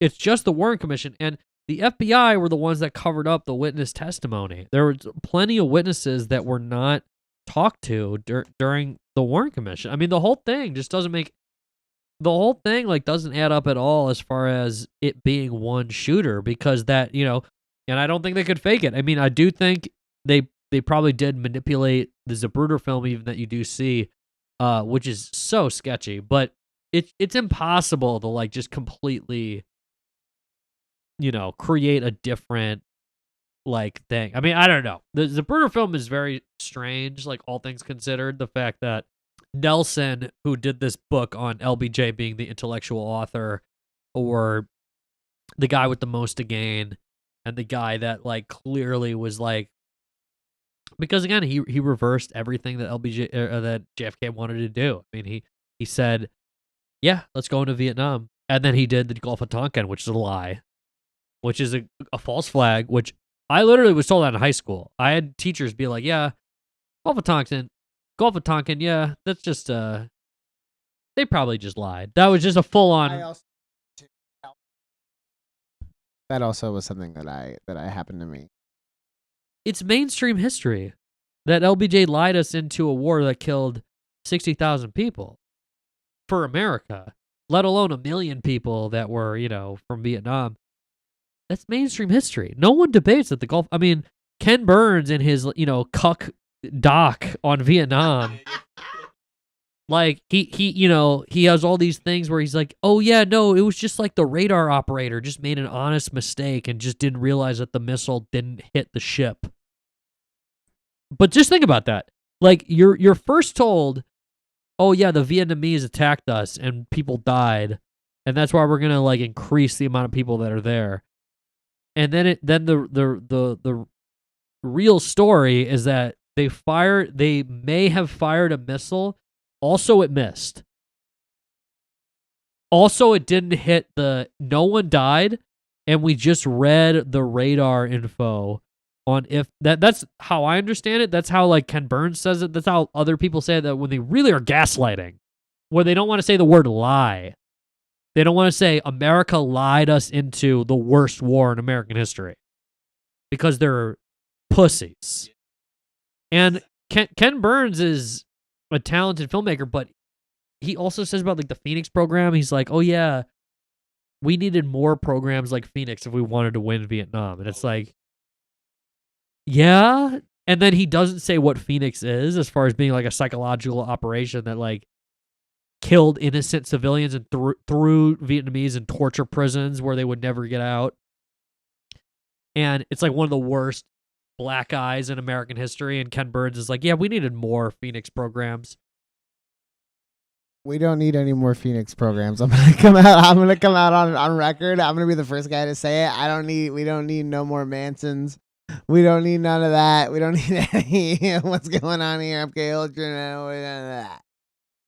I think that when people are too scared to say that the Gulf of Tonkin was a lie, and like, I don't know, there's just like this weird, I think people consider it almost like patriotism, but it's not. Like, I think that a lot of people, that falling in line, I think this is also like, we're going to get into politics. I think it's a big thing with like the fucking, like, I mean, you look at the Democratic establishment today, you know what I mean? It's like, it's very much party lines, we support the government, the establishment, but it's like, the whole point of, having intelligence is to ask questions. And if you're not asking questions and these people want to lie about it, I don't know. There's just this thing where it's like, what are you fucking scared of, Ken Burns? Oh my gosh, you're not going to get invited to the DNC? Like, what do you mean? Like, there's just, it doesn't make sense to me to not be questioning all the time, because that's how you learn things. So it's really weird when like people are like, yeah, even to say we need more of this, you're like, hold the fucking phone. Then that means either you are completely ignorant, or you like really support this like government mind control, which is even weirder to say out loud to somebody. You know what I mean? Like why would you say any of that? It is mind control, Niko, my good friend. I think, frankly, the Warren Commission is total bullshit in a lot of ways, and my main argument, the only things I have to bring up the rest of this episode before we wrap it up, LBJ once said, 1 out of every 4 presidents has died in office. I'm a gambling man, darling. And this is the only chance I got. So I think LBJ really wanted to be the vice president because he was close to the presidency. He was miserable being the vice president because he had so much power in Congress, and because of that, he wanted to be the president. They were gonna kick that motherfucker off the bill. They didn't even want him on there like that. They didn't. LBJ's a fucking piece of shit. Everyone knows it, and he became the president. And because he passed some cool laws that, you know what, they're objectively amazing. What can we say? But at the same time, like, he passed civil rights, but then, he killed MLK. So it's like, where, like when you get to heaven, are those going to negate each other? Or are those going to negate each other? Or is it going to be like a normal thing? Like, you know what I'm saying? It's so weird. LBJ was a gambling man. 1 in 4 presidents die in office. That's ridiculous. He was also an alcoholic and a womanizer. That guy was trying to get pussy right then. I saw it happen on the book. LBJ once said, I get more pussy than John F. Kennedy in the sense that John F. Kennedy gets pussy on purpose. I get more pussy on accident than he gets on purpose, is what he said, which is another way to say rape. But no, it's 100% fact that after LBJ was the president, he would cry himself to sleep if his wife, Lady Bird, wasn't sleeping with him in the same bed. And I will make it the photo of our episode. Fuck! Tonight of LBJ winked at a guy who was super powerful. I think it's like Albert Thomas or something, but like someone who's like powerful in Congress. He winked at him before he swore in. I'm gonna channel my inner like Kurt Weldon or the guy talking about like 9/11 on PBD podcast, which War Mode was just talking about. But he like starts flipping out. Weldon will just be like, 9/11, and you're like, hell yeah. But I'm gonna do that with JFK. So LBJ winked at some motherfucker. And it's on the record because you can see because this guy who took the photo of LBJ being sworn in, you can see this man with one of his eyes like halfway closed. You can tell that he's winking at LBJ and LBJ's winking at him. And this is a Texas politician. So LBJ, after the assassination of JFK, acted in a crazy way. So he already wanted Connolly and Yarborough. And by the way, he ended up bugging Ralph Yarborough's office with the use of the FBI later. After he was the president, he ended up bugging the guy that like was in his he wanted his political rival to switch spots with John Connolly. On top of that, this is indisputable. When a president is in an airplane and then there's a vice president and they're in different airplanes, the planes are the same. There's no difference. But LBJ directly took over Air Force One after the assassination of John F. Kennedy. He easily could have taken his same plane, but he insisted on being sworn in on the plane that Jack Kennedy had flown into Dallas on. So he took over the plane, which included like a bedroom and stuff, and Jacqueline was just kind of like to the side and all this kind of thing. But he took it over. He could have taken his same plane because there's no difference, and it would have been Air Force One because he's now the president. There's no difference. They're the same layout architecturally, but he wanted Jack's plane. He wanted to have John F. Kennedy's plane, so he pushed for this whole thing of, I need to get sworn in, I need a photo taken. This is all LBJ. None of this is real. Like when you're the president, you're the president. You don't need to get sworn in. Like you do, but you don't. It's in the Constitution. It's like if the president gets killed, the vice president is the president. He was the one who really wanted that photo, and then he winks at this guy who's like in Texas politics, and the guy winks back at him. And those are the 2 or 3 photos taken right before he's sworn in. And for some reason, Lady Bird looks like she won the lottery, like in the photo. Like, and he cheated on her aggressively, but she was probably very power hungry. But I don't know. There's so many things about LBJ to me that stink to high heaven. I mean, stink to high heaven.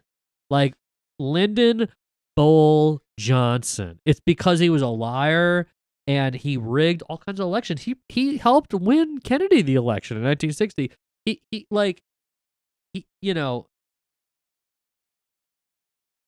legit. Like he had done good things as like the president, for sure, with like the civil rights stuff. But Vietnam, and then I don't know. I don't fucking know. I mean, so much insane shit happened when he was the president. I like him looking at everything. I mean, like the USS Liberty got attacked by, it's 100% on the record that the Israelis, they say, oh yeah, we just didn't know it was an American ship and we just attacked it over and over and over again for hours. And then the people on the ship kept replacing the flag with a bigger American flag, just to prove that they were not an Egyptian ship.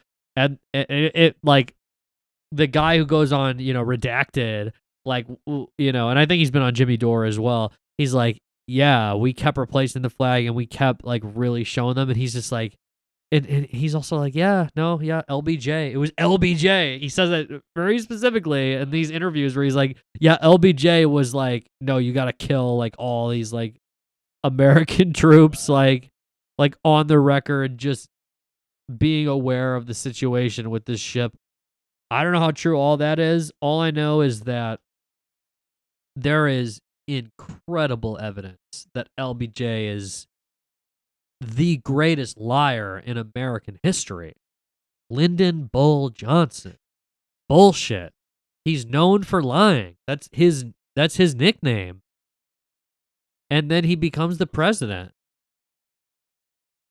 But he's like a normal guy. He's just a down-to-earth guy from Texas. What do you mean he would do that? What do you mean? What do you mean he'd rig the election for JFK? What do you mean JFK's dad worked for the mob? What do you mean? No, our saints, our presidents, our saints. Oh, you got one more thing? Oh, he's just pulled out the book, ladies and gentlemen. He pulled out a book. Oh, there's a photo in this book. He said, hold this in this page. Hold my fucking beer. Here we go. Right there. The last thing I had to say has to do with the Altgens photograph, which was cropped in the Warren Commission version of the photo. But Philip Nelson, his book, LBJ was seen by witnesses crouching down in the limousine before the assassination. The police that were on the side of his car and the people in the car confirmed that LBJ was crouching out of the photo. So when the Altgens photograph was taken, LBJ, who's huge, who's like 6'4", 6'5", he's out of the photo. That's what's kind of unsatisfactory about the Altgens photograph, is that he's not in the photo, but he's crouching out of the frame when the first shot in the assassination was taken. So the first shots of the assassination of John F. Kennedy are fired, and then there are multiple witnesses that say that LBJ was crouching in the car. He was lowering himself physically to be out of frame because he knew the assassination was going to happen. That's what the Philip Nelson book really says, that he was ducking. He knew the gunfire was about to happen, and that's why he argued with JFK, and he wanted Connolly and Yarborough flipped around. I mean, I personally don't know if, but that's what Nelson says is this Manchester interview with Jackie and Bobby Kennedy in regards to the JFK assassination.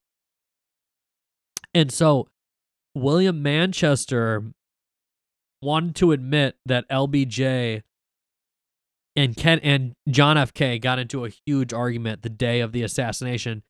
And on top of that, Bobby was like, fuck LBJ. Like, they had a terrible relationship.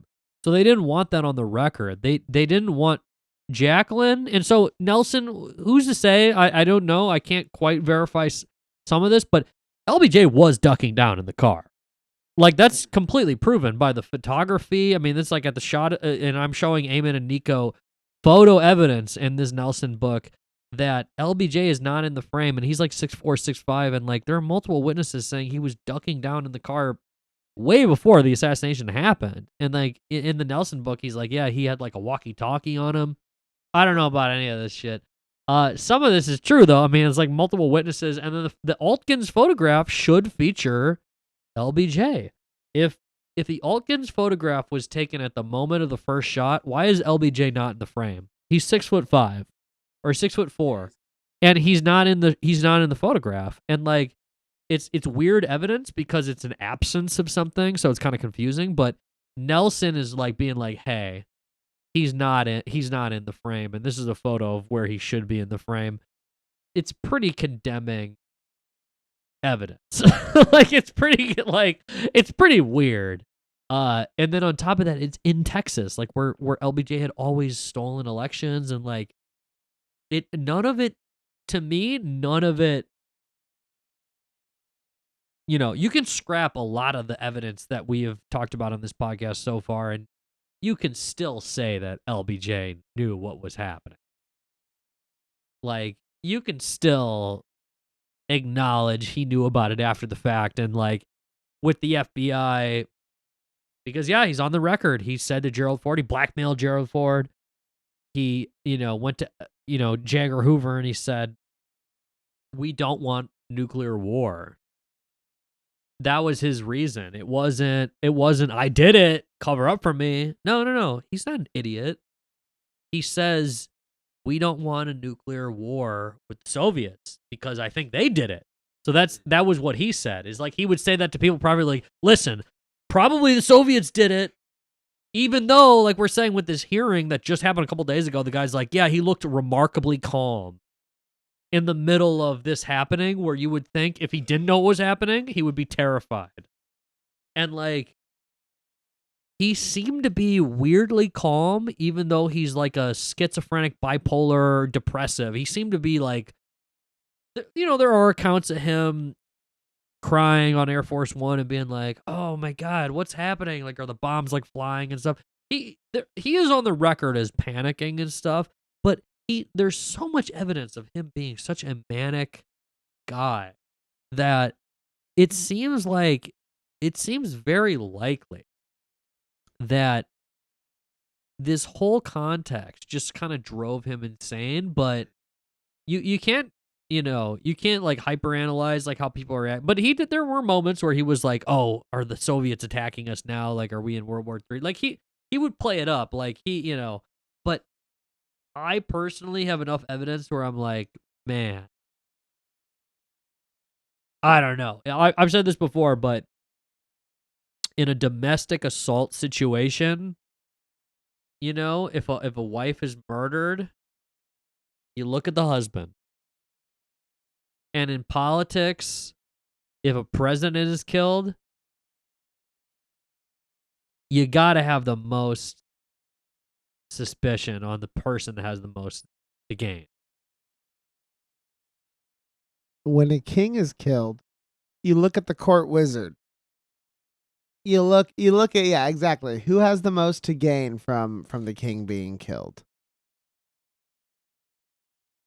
I honestly, all right, I'll say it. Here's my final take on all this. At the end of it all the evidence we've talked about, all the weird stuff that's going on, redacted files, destroyed files, LBJ, Alan Dulles. You know what? We just didn't say his name, so I'm just gonna say it. He's not even involved in this. I just feel like he's just around. E. Howard Hunt, we love him. I just want to say it out loud. Yeah, big research moment for him. For me, he's a moment here. And with all that being said, my conclusion is, I think his head just fucking did that. I think his head just exploded. I don't think there was any shots, any conspiracy. I think his head just fucking exploded. And I think Jackie just, saved it up and grabbed it up, and there it is. And that's why they don't let go of his brain. That's why they have his brain in a vault, because his head just exploded, dude. Yeah, I heard it was just a crazy guy. I heard it was just a crazy guy that shot him. He was just... No, I mean, it might not be as exciting as people want it to be. It really just might come down to following the money and just who had the most to gain to it, money-wise and power-wise. And it's like, why does it matter is always a question. But statistically, America's so much more cynical of, the government and what they say is the truth. Ever since this moment could be like the moment, if you're to pick a moment, when the president is killed on TV, in finding like who done it isn't really the question for closure so much as realizing what's always been there, as the piece of evidence, which is the money and the power of it behind it. Shout out to JFK. He was an Irish man, a good Irish man, a Catholic Irish man. Pope's from Chicago, baby. JFK, Catholicism. Yeah, man, I don't know. His head just did that. But yeah, another great episode of Half of God's Face podcast. We've covered a lot. This is going to be the longest episode ever, and Austin is dead. But other than that, don't look into that. But in regards to JFK, he is a Catholic Irish man. Yeah, and I think he probably would have been the greatest president But yeah, R.I.P. R.I.P. It's okay. It's okay, everybody. We're gonna wrap it up here. I feel like I brought up the Altgens photograph, and in some form, I've already kind of said everything I had to say. So, God bless the Christian God. That's all I have to say. I think the Christian God will prevail, even though that the forces of tyranny are trying to destroy us, destroy our Catholic Irish values. But frankly,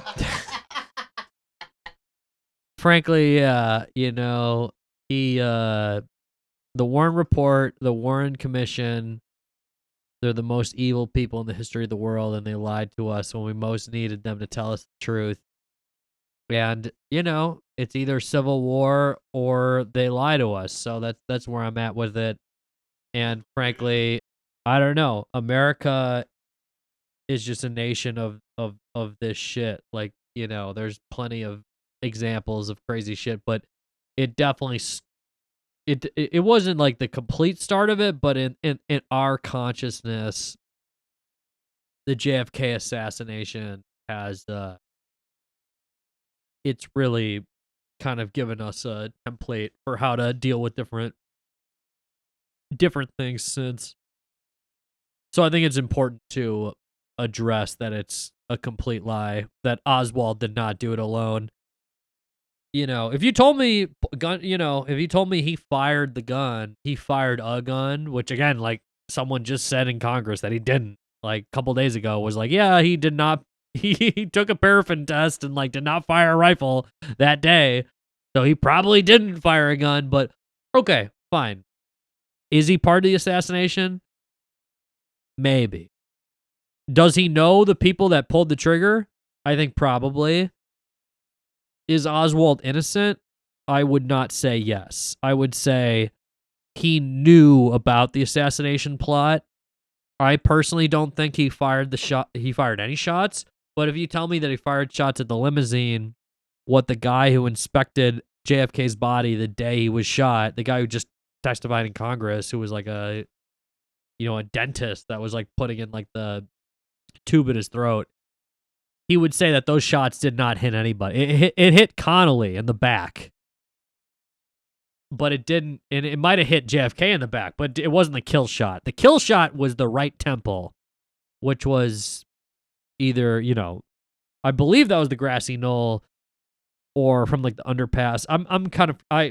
Me, Eamonn, and Niko we're going to go to Dallas on a vacay. So we'll come back and we'll do another podcast after we walk the streets of Dallas to get a better episode. But frankly, Lee Harvey Oswald did not fire the kill shot, and he did not plan the assassination. That's definitely true. That's definitely historical fact. Whoever fired the kill shot, it's a cover-up. If you're going to say that there was one shooter in this assassination, it's a cover-up. You can say that this assassination happened and it had to do with whatever, like the Soviets or some shit. You can't just say it was one shooter. That's like the ultimate 100% certainty. There are enough witnesses, there's enough evidence to suggest it was not one shooter, because you see in the Zapruder film, the back and to the left, that's not from behind him. He was shot in the face from the front. So there's two shooters for sure. So that's all I had to say. This episode of Half of God's Face is brought to you by ZipRecruiter. Please use code His Head Just Did That for 20% off your next Zip Recruit. They come from North Vietnam. Also, I'll say another guy's name, Richard Nixon. Have a good night, folks.